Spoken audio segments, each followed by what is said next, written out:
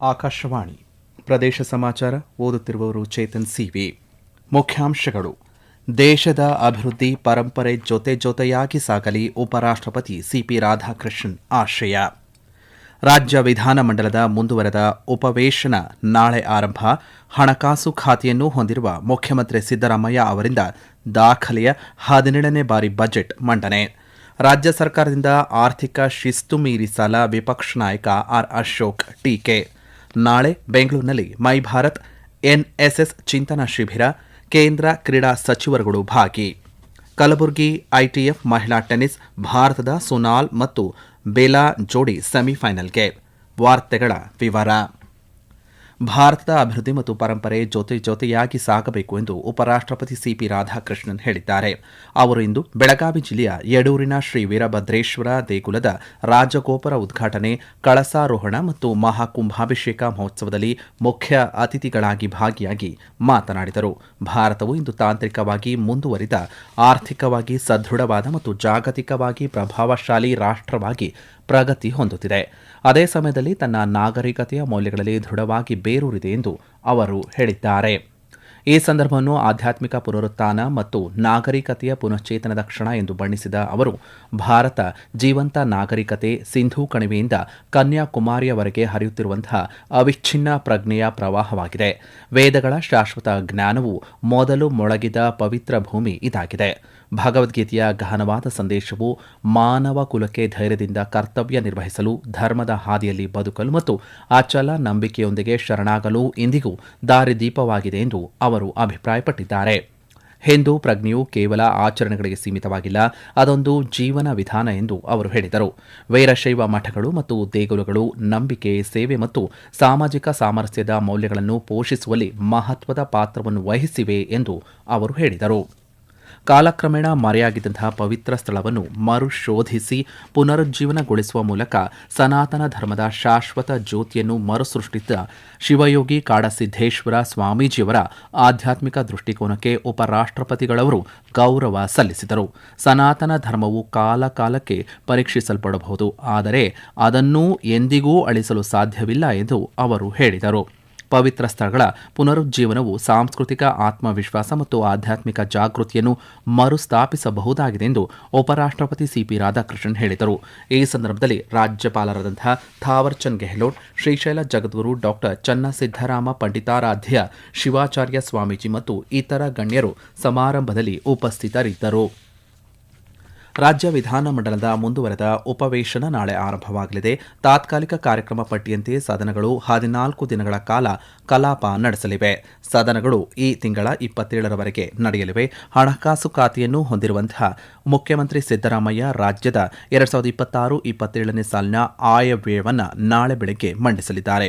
ಮುಖ್ಯಮಂತ್ರಿ ಸಿದ್ದರಾಮಯ್ಯ ಅವರು ಮಂಡಿಸುತ್ತಿರುವಂತಹ 17ನೇ ಬಾರಿಯ ದಾಖಲೆಯ ಬಜೆಟ್ ಇದಾಗಿದೆ.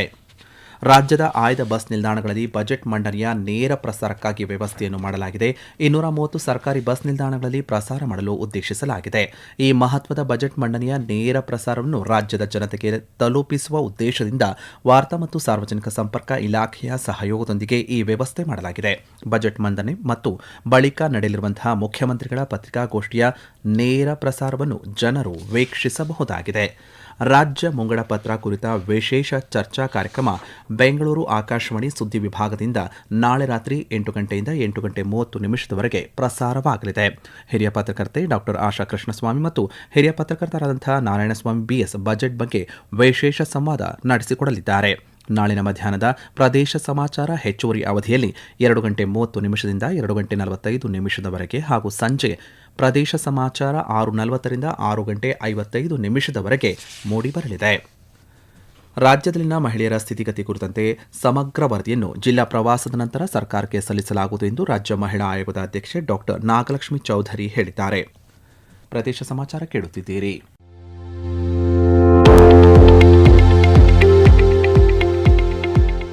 ನಮ್ಮ ಎಲ್ಲ ರಾಷ್ಟ್ರೀಯ ವಾರ್ತೆಗಳು ಹಾಗೂ ಪ್ರದೇಶ ಸಮಾಚಾರ ಈಗ ಆಕಾಶವಾಣಿ ನ್ಯೂಸ್ ಕನ್ನಡ ಯೂಟ್ಯೂಬ್ ಚಾನೆಲ್ನಲ್ಲಿ ಲಭ್ಯ. ನಮ್ಮ ಎಕ್ಸ್ ಖಾತೆ ಮತ್ತು ಇನ್ಸ್ಟಾಗ್ರಾಂ ಖಾತೆ ಆಕಾಶವಾಣಿ ನ್ಯೂಸ್ ಕನ್ನಡ.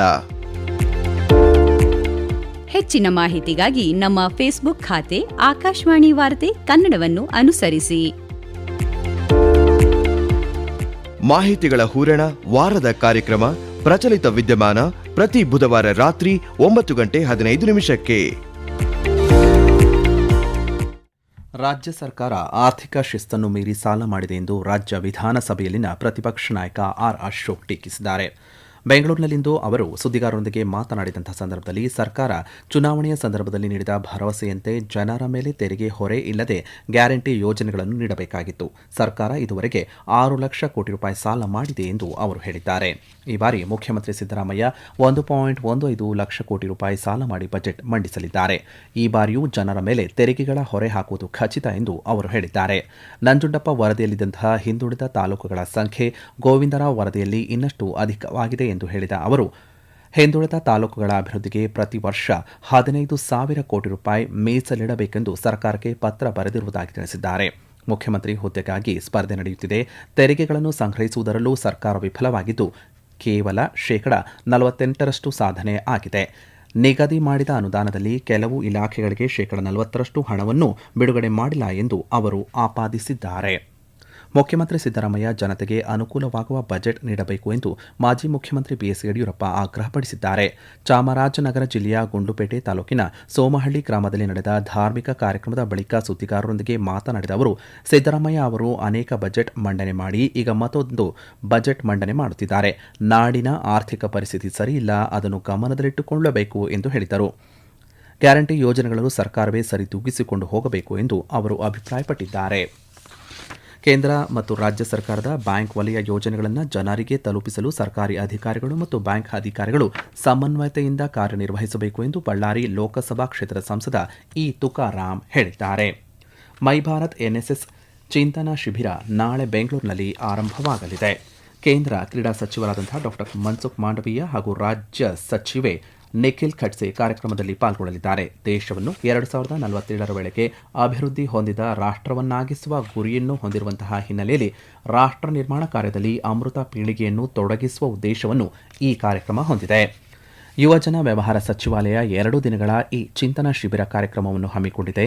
ತೆಲಂಗಾಣ, ಆಂಧ್ರಪ್ರದೇಶ, ಕರ್ನಾಟಕ, ತಮಿಳುನಾಡು, ಕೇರಳ, ಅಂಡಮಾನ್ ಮತ್ತು ನಿಕೋಬಾರ್, ಲಕ್ಷದ್ವೀಪ, ಒಡಿಶಾ, ಛತ್ತೀಸ್ಗಢ ಮತ್ತು ಮಹಾರಾಷ್ಟ್ರಗಳ ಎನ್ಎಸ್ಎಸ್ ಅಧಿಕಾರಿಗಳು ಇದರಲ್ಲಿ ಪಾಲ್ಗೊಳ್ಳಲಿದ್ದಾರೆ.